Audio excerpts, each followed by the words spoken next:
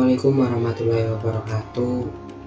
Di sini saya akan menjelaskan dan mensimulasikan mengenai rangkaian satu daya dengan regulator tegangan. Pengertian regulator tegangan. Regulator tegangan adalah bagian power supply yang berfungsi untuk memberikan stabilitas output pada suatu power supply. Output tegangan DC dari penyarah tanpa regulator mempunyai kecenderungan berubah harganya saat dioperasikan. Adanya perubahan inputan AC dan variasi beban merupakan penyebab utama terjadinya ketidakstabilan pada power supply. Untuk mendapatkan satu daya yang stabil diperlukan regulator tegangan. Regulator tegangan berfungsi untuk suatu power supply paling sederhana, yaitu menggunakan diode Zener. Rangkaian pencatu daya dengan regulator diode Zener pada gambar di atas merupakan contoh sederhana cara pemasangan regulator tegangan dengan diode Zener. Diode Zener dipasang paralel atau shunt dengan N dan R. Regulator ini hanya memerlukan sebuah diode Zener terhubung seri dengan resistor RS.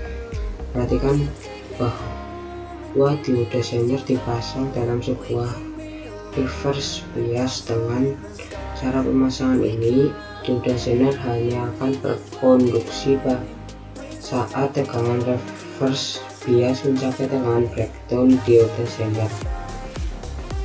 Penyarah berupa rangkaian diode tipe jembatan atau bridge dengan proses penyaringan atau silver berupa filter RC. Resistor seri pada rangkaian ini berfungsi ganda. Pertama, resistor ini penghubungan C1 dan C2 sebagai rangkaian filter.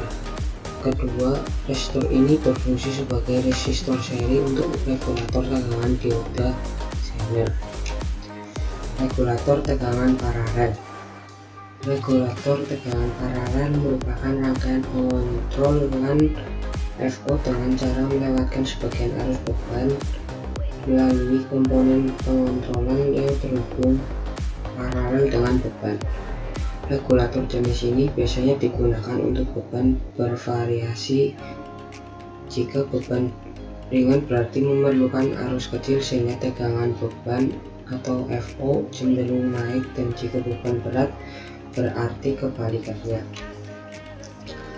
Pada regulator tegangan paralel, sebagian arus yang berasal dari tegangan masuk atau FI juga dilewatkan ke elemen kontrol. Disampling diberikan ke beban IL. Bila terjadi perubahan beban, maka tegangan out juga cenderung untuk berubah.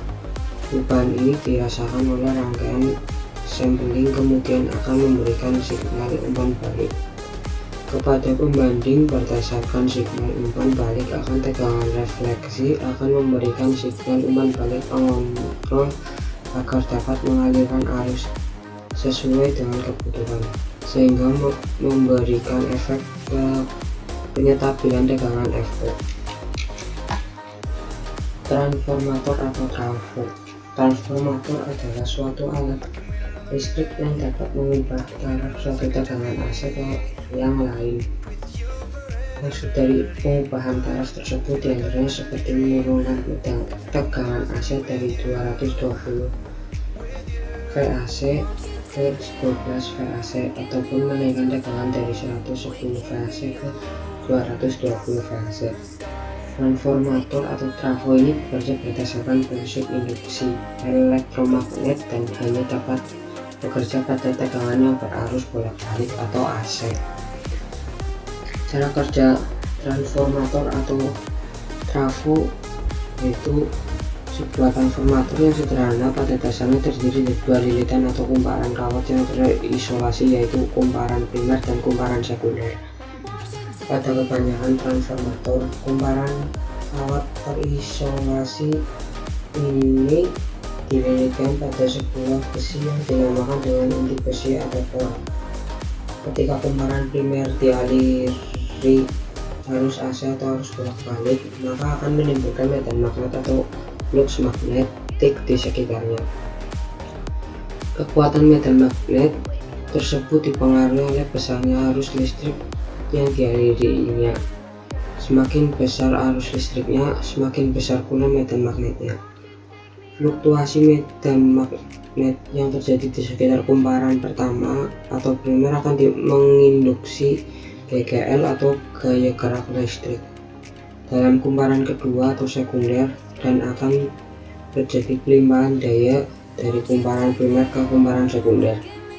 Dengan demikian, terjadilah perubahan taraf tegangan listrik baik dari tegangan rendah menjadi tegangan yang lebih tinggi maupun dari tegangan tinggi menjadi tegangan yang rendah.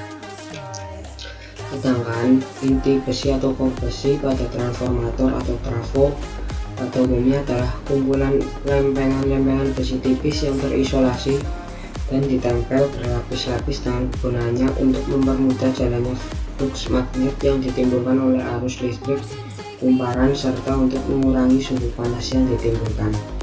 Kesimpulan, regulator tegangan sangat diperlukan untuk menstabilkan tegangan